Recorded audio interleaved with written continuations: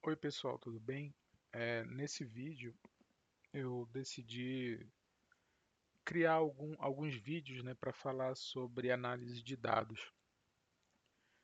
Aqui nesse repo do GitHub de programação, a introdução à programação, né, que eu estou fazendo esse curso de Python, eu havia prometido que eu ia também falar sobre um pouco da parte prática, né, de dados. Então, a parte de ciência, análise, BI.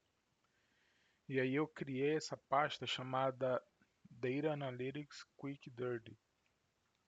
O que é essa sequência de vídeos, tá, que eu vou criar?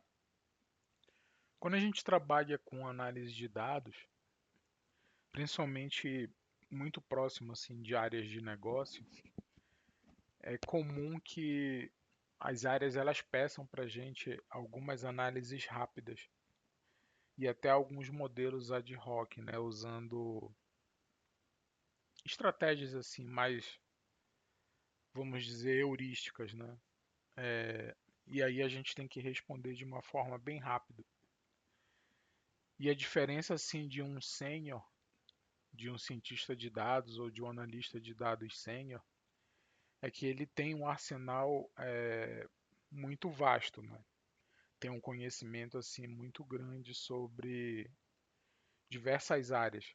Então, ele entende de essa pessoa, né, o cientista, o analista entende de séries temporais, conhece macroeconomia, microeconomia, técnicas de otimização linear e não linear, entende sobre pesquisa operacional, conhece modelagem matemática, modelagem estatística, probabilidade, grafos, modelos probabilísticos, como redes bayesianas, fora, logicamente, a parte de machine learning e redes neurais, né?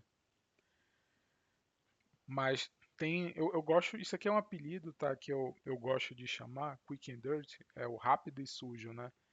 Que são esses modelinhos rápidos que a gente cria para responder perguntas de negócio de uma forma bem rápida. E aí essa pasta aqui ela vai ser dedicada a esses modelos.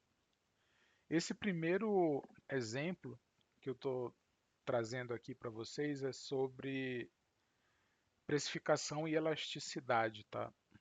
É algo muito comum, principalmente com quem trabalha em varejo, com bancos. Isso aí é muito utilizado. Você pode precificar ativos, pode precificar produtos que têm alta volatilidade, mesmo dentro do varejo, né? Então é uma técnica, são ferramentas aqui que são bem importantes. Então eu criei esse notebook Jupyter. Por enquanto só tem código, tá? Eu separei esse notebook em seções para deixar ele mais organizado, mas depois eu talvez documente, coloque alguns textos mais teóricos aqui. A ideia desse vídeo não é a gente entrar no detalhe sobre precificação e elasticidade, tá? É mais falar mesmo sobre Python, sobre como construir funções, sobre como abordar uma análise de dados assim usando alguns conceitos teóricos mais simples, só que do ponto de vista computacional. Então, para eu falar, logicamente, profundamente sobre isso, eu teria que abrir uma sequência de vídeos sobre microeconomia, né? Então, falar sobre elasticidade, curva de preço, curva de demanda, curva isotermas, enfim, fazer total, varrer assim o tema completamente. Mas a ideia desse vídeo é ser algo bem rápido, tá? Então, esse notebook eu estou basicamente utilizando o NumPy, Pandas e o Matplotlib.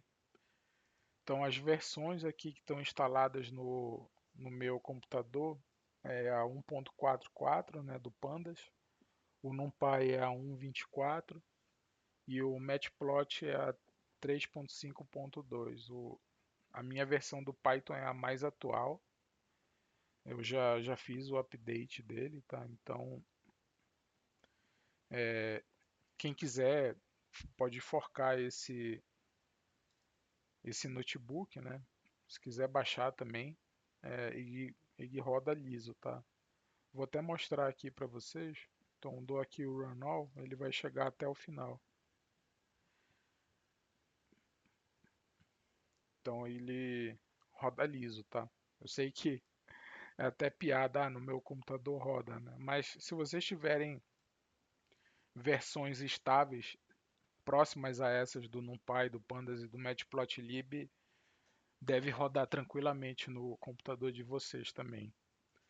E assim, são funções muito básicas que eu usei, tá? Então não tem nada de machine learning aqui. Quer dizer, tem uma regressão linear e uma interpolação polinomial, mas a regressão linear, teoricamente, a gente até pode chamar de machine learning, né? Isso é uma questão ampla. Tá certo que usa os mínimos quadrados, mas se a gente for pensar rigorosamente, né, a gente tem uma função de verossimilhança, que na verdade é o erro, né, dos pontos, o erro em relação à curva teórica e os pontos, né? Então a gente está minimizando esses erros. Então teoricamente também é um machine learning, mas aqui eu estou usando coisas muito simples. Então eu vou dar um clear aqui para a gente passar por esse notebook passo a passo, tá?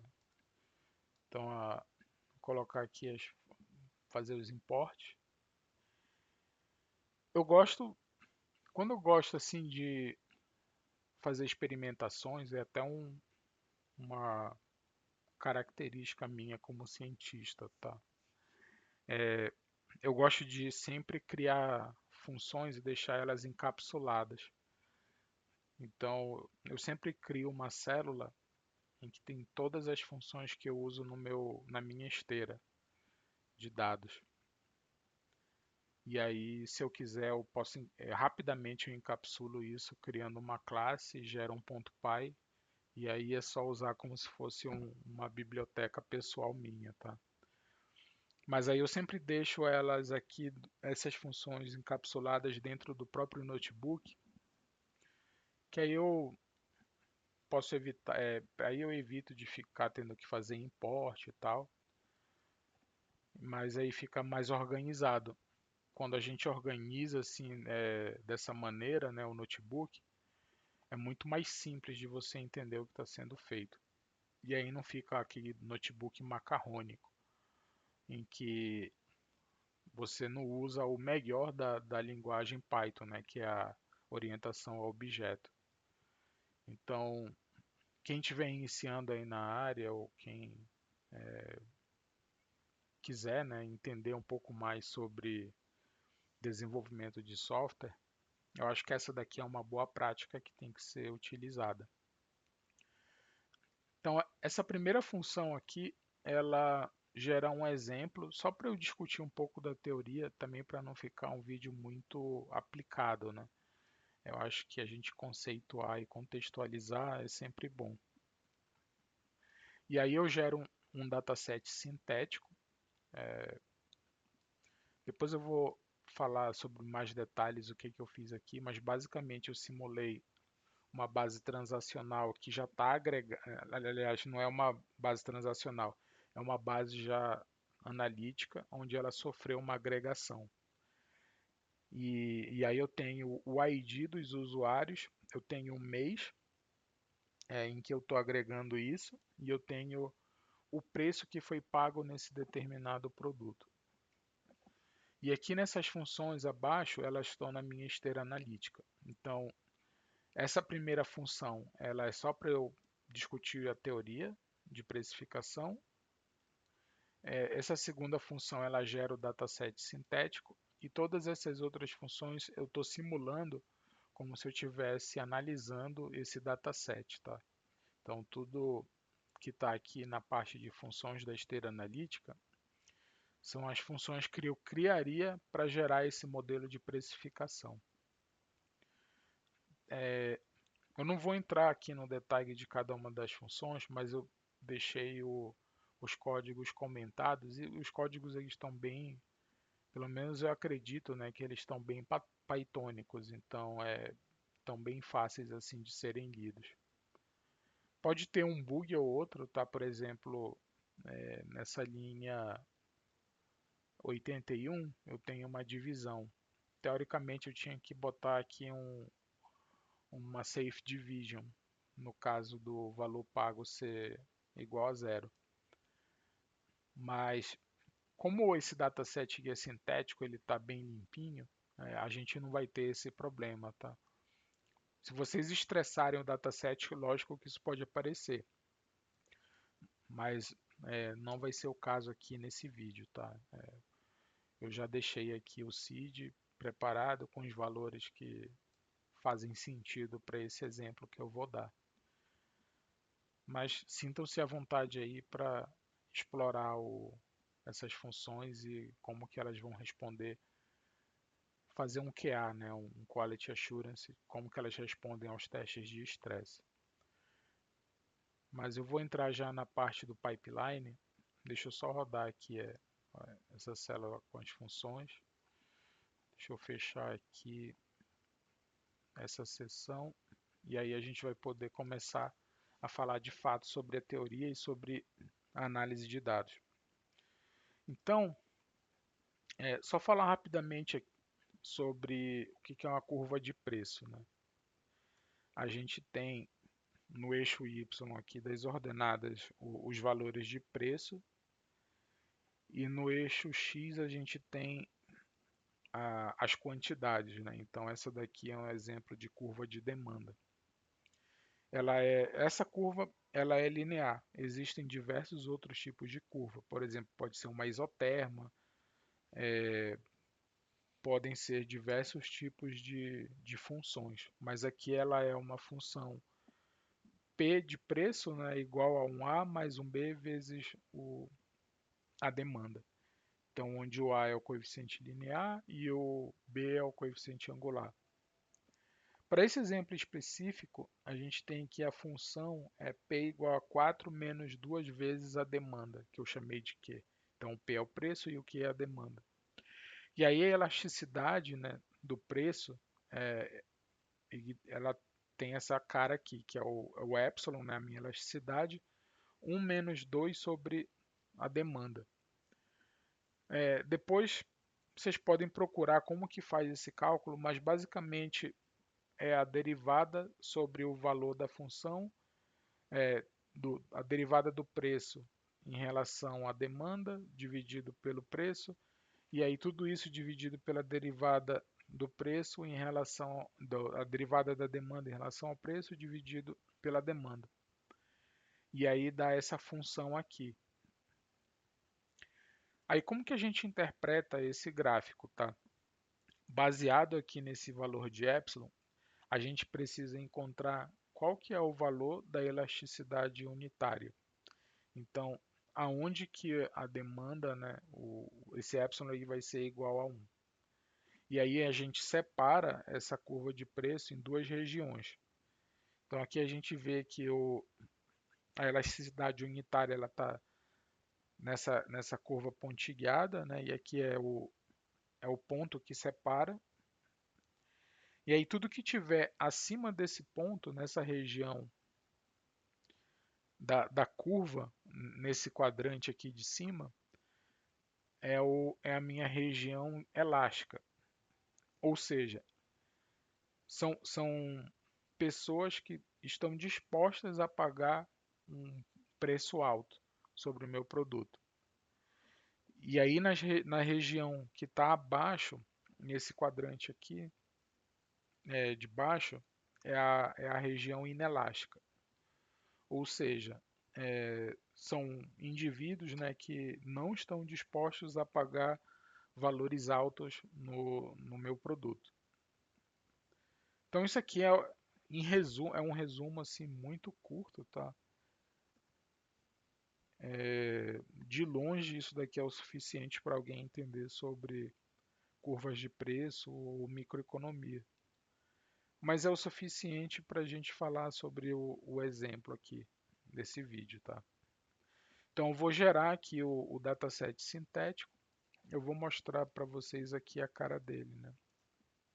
Aqui os parâmetros eu escolho a quantidade de indivíduos, eu estou escolhendo 200 mil. Tem alguns parâmetros aqui de controle. O A e o B são os parâmetros da minha curva. Então eu já estou forçando, né, em que esse dataset ele tenha essa cara aqui, com essa curva de demanda. Eu poderia ter criado uma outra função, poderia ser uma isoterma, mas eu preferi dar um exemplo com uma curva de demanda linear. Aí aqui eu coloco o CID e aqui eu coloco o ano-mês, tá? Eu preferi deixar janeiro de 2025. Então essa daqui é a cara do nosso dataset. Então ele tem o ID do comprador, tem o ano-mês, né, em que esse comprador ele comprou esse produto. Eu preferi não colocar a ID do produto porque eu poderia ter colocado, na verdade não me custaria nada, mas é, contextualizando esse data frame, a informação que a gente tem nele. A gente tem o ID do comprador, o mês em que ele fez a compra e o valor que ele pagou nesse produto. E aí a gente tem que entender o seguinte, deixa eu até colocar aqui, por exemplo, eu vou colocar o DF preço e o valor mínimo em que foi pago. Então aqui, ó, o valor mínimo. Deixa eu fazer melhor. Um df describe aqui.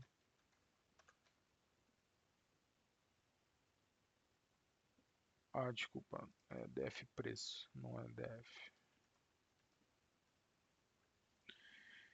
Então aqui, né, o valor pago, o valor médio é de R$ 60, o desvio padrão é de 7,4, o valor mínimo foi de R$ 48,4.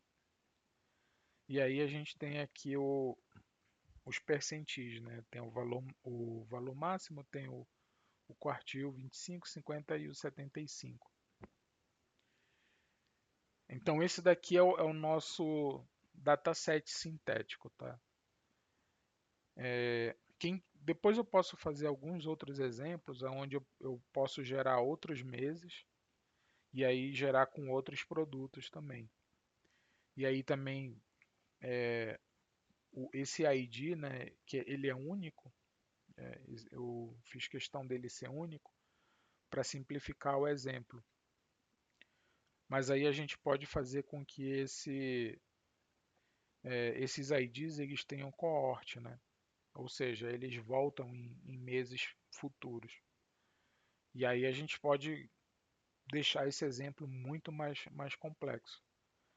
Mas como eu quero falar só sobre uma análise rápida, eu acho que esse dataset aqui ele é o suficiente, tá? Então a gente está olhando um recorte muito específico de um determinado produto e de um determinado mês do ano, de 2025. Então aqui a gente já pode começar é, as nossas análises, né? Deixa eu até separar aqui. Eu vou colocar esteira analítica a partir daqui. E aqui eu vou deletar essa esteira analítica e eu vou deixar o gero dataset sintético. E aqui está a introdução e as funções, certo? Então, a esteira analítica. Então, todos os códigos que estão depois dessa seção 4 são códigos que eu teoricamente faria para analisar esse dataset. Então, considerem aqui que a gente está fazendo o read desse CSV, desse parquet, tá? Então, aqui, o que a gente vai fazer? Essa função, deixa eu mostrar o que ela faz aqui. imprimir o DF para vocês. Então, o que a gente está fazendo aqui é criando uma curva de elasticidade teórica. Mas aí o que eu vou fazer? Eu estou supondo que essa curva ela é quadrática para simular uma curva de Laffer. Para quem não sabe, a curva de Laffer ela é uma curva que pode ser assimétrica e ela tem um ponto de inflexão. O ponto de inflexão é o ponto de máximo, né? Então, valores antes desse ponto de máximo, eles não estão ainda no ponto ótimo. E os valores que estão depois desse ponto de inflexão, desse ponto ótimo, são os valores que destroem valor. A curva de Laffer ela foi criada para fazer análises sobre o crescimento econômico, né, do PIB de países versus a taxação de impostos. Então, a pessoa que criou essa curva, ela acreditava que existe um ponto ótimo de cobrança de impostos em uma sociedade, né, em um país. Então, se você cobra pouco ou não cobra nada, ninguém, assim, ninguém vai, o país não vai crescer, né? E aí você precisa impulsionar a economia, enfim, tem que chegar no ponto ótimo. Só que valores que passam muito desse ponto ótimo começam a destruir valor. Então, vamos pegar um caso extremo. Se você tem 0% de imposto, você tem anarquia. Você não vai conseguir fazer nada, né? Porque isso aí não funciona, tá? Um, um país sem arrecadação não tem como crescer. Porque tem, enfim, funções básicas, né, que são necessárias. Mas também um país que, vamos supor agora um caso extremo, 100% de imposto, ninguém ia querer trabalhar, né? Não faz sentido você trabalhar e ter 100% de imposto. Então existe um ponto de ótimo ali, onde você paga o suficiente, o governo te devolve em forma de serviços, e aí sobra um pouco para você gastar com você, ter a sua vida básica e ter aí uma vida. Eu estou falando em teoria, tá, pessoal? Por favor, sem questões políticas. Eu estou falando de um mundo ideal, falando sobre a teoria, né, da curva de Laffer. Eu não estou dizendo que a realidade é assim, mas eu estou apenas contextualizando. Então, no mundo perfeito, deveria ser dessa forma. Foi a idealização de quem criou a curva de Laffer, tá? Então, eu estou supondo aqui que a elasticidade ela segue uma curva quadrática. É uma aproximação. A curva de Laffer ela não necessariamente é um polinômio do segundo grau, mas eu estou aproximando ela por isso. Então, novamente, é quick and dirty, tá, pessoal? Eu peguei a curva que tem inflexão e a curva mais simples possível, é a parábola. A gente consegue, inclusive, encontrar os pontos de ótimo, o y do vértice, encontrar raízes de equação, porque é simplesmente a equação da parábola, fórmula de Bhaskara, e o x e o y do vértice. Então, é uma curva teórica muito simples. E aí eu calculo o valor futuro que eu posso cobrar de cada indivíduo desse meu determinado produto. Qual que é o valor que eu poderia cobrar, dado a elasticidade máxima, tá? Então, essas duas colunas aqui, valor futuro e elasticidade, elas são colunas teóricas. A gente vai investigar o que vai acontecer, tá? Aqui a gente vai agregar por faixa de preço, fazer uma binagem. Deixa eu mostrar para vocês aqui esse dataset. Então aqui é o preço agregado. O que eu estou fazendo? Eu estou criando buckets, onde eu agrupo por um intervalo do valor de preço e aí eu estou contando quantos IDs únicos tem em cada uma dessas faixas, tá? Em cada um desses buckets. bucket nome, né, é o nome que eu coloquei, caso alguém queira fazer algum tipo de análise.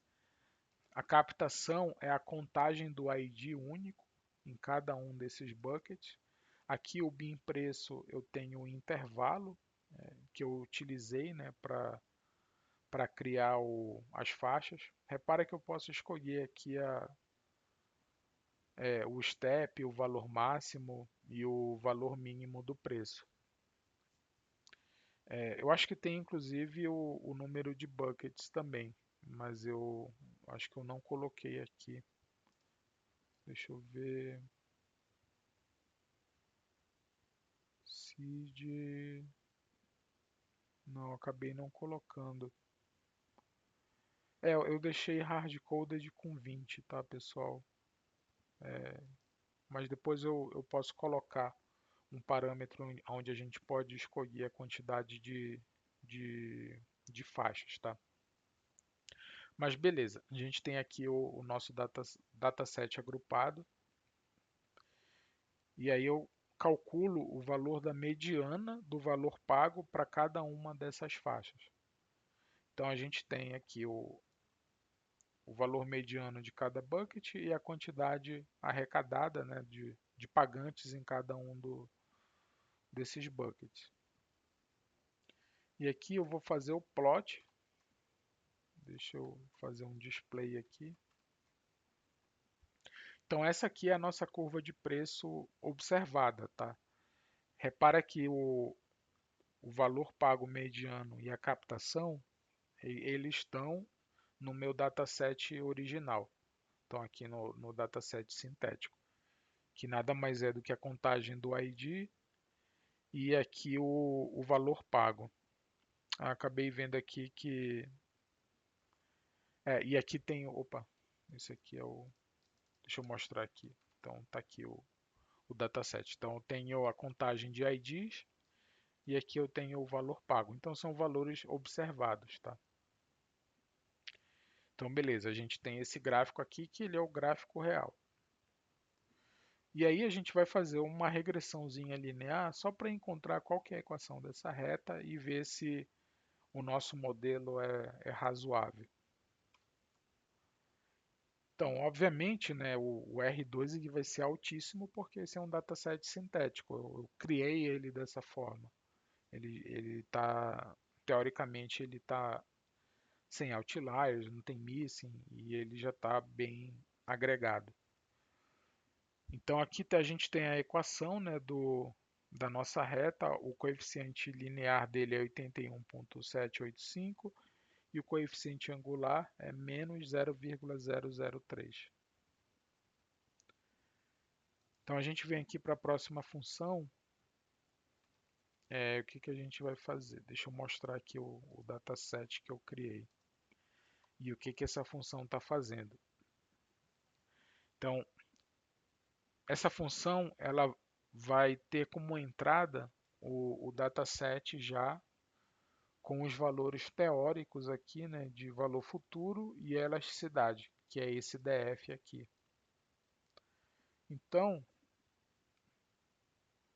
eu agreguei no valor de elasticidade, então eu criei as faixas, né, os bins, criei os buckets aqui, e só que isso foi baseado agora na elasticidade. E aí eu calculo a mediana da elasticidade e calculo a mediana do valor pago no bucket e eu conto a quantidade de IDs distintos, né, que estão em cada um desses buckets. Então, o valor pago é um valor medido, captação é um valor medido, só que a elasticidade ela é um valor teórico. Então, o que a gente vai fazer agora? A gente vai fazer o plot aqui da nossa curva de Laffer.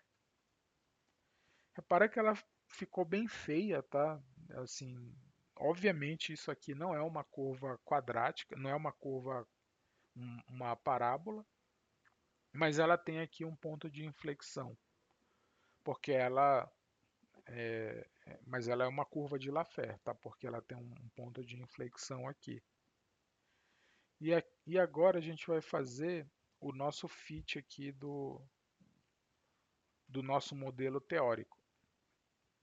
Esse R2 aqui, ele é o fit do polinômio de segundo grau, tá? Não confundam com o R2 do modelo linear.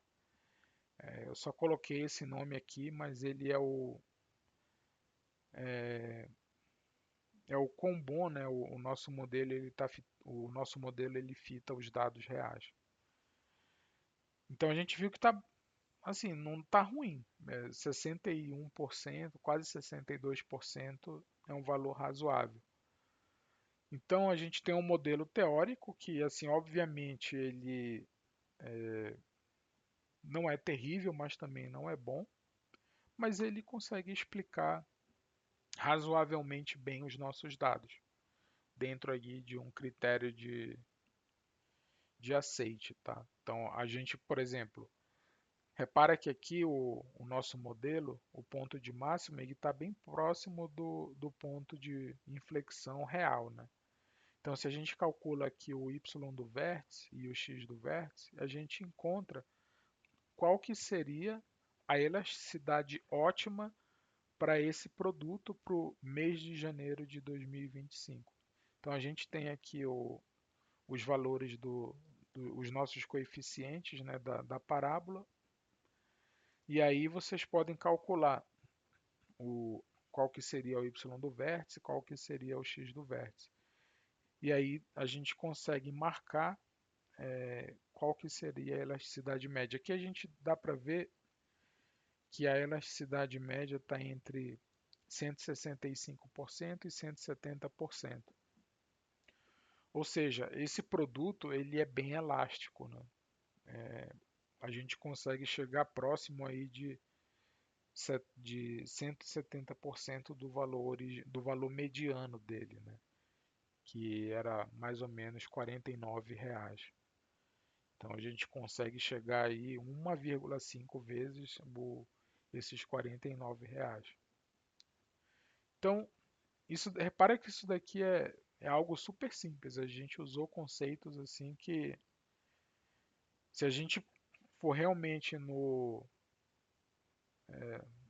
conceito matemático, a gente basicamente só usou a equação do primeiro grau e uma equação do segundo grau.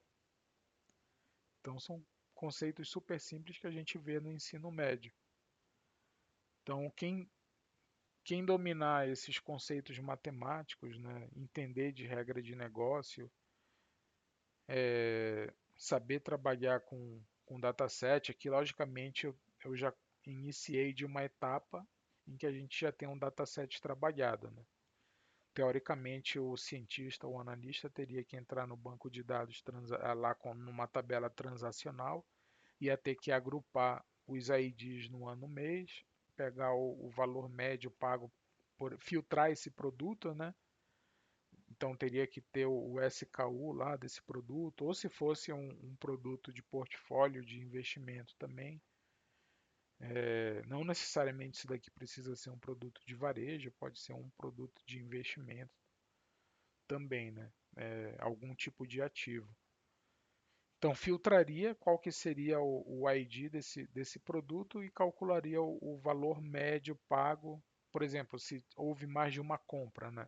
Vamos supor que um desses IDs ele fez várias compras, aí eu agrupo no ID, agrupo no ano mês e calculo o valor médio pago, ou a mediana do valor pago, né? No caso, se esse comprador ele fez várias compras. Pode ser que o comprador tenha feito só uma compra desse produto, né? Mas aqui eu estou simplificando. Então é uma super simplificação de um problema, tá? Então a gente pulou uma etapa que seria a criação desse dataset. Então supondo que um engenheiro de dados já te passou esses dados agregados e para você fazer as análises.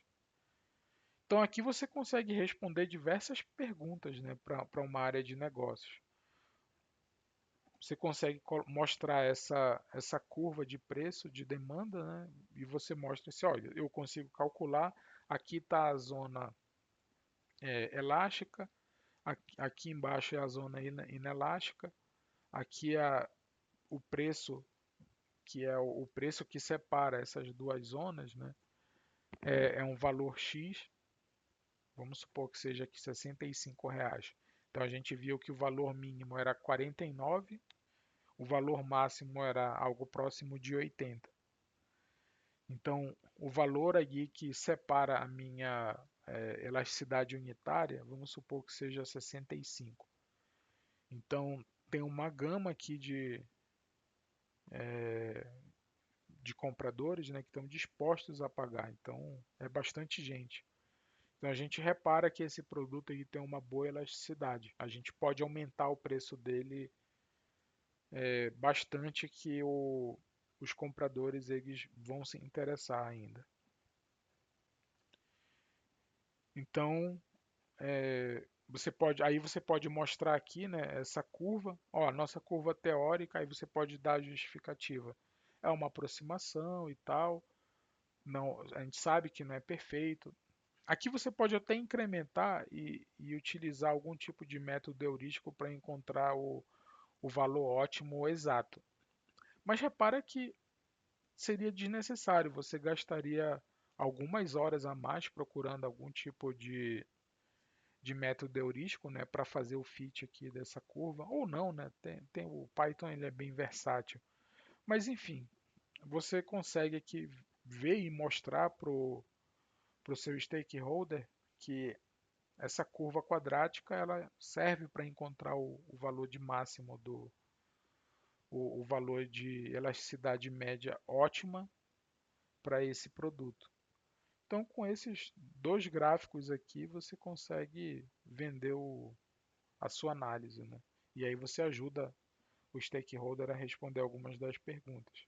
Então, por exemplo, você pode concluir, ó, o valor mínimo pago foi de 49, o valor máximo foi de 80, o valor ótimo é de 65, então quem está acima desse valor está na zona ali de elasticidade desse produto, e a elasticidade ótima é em torno de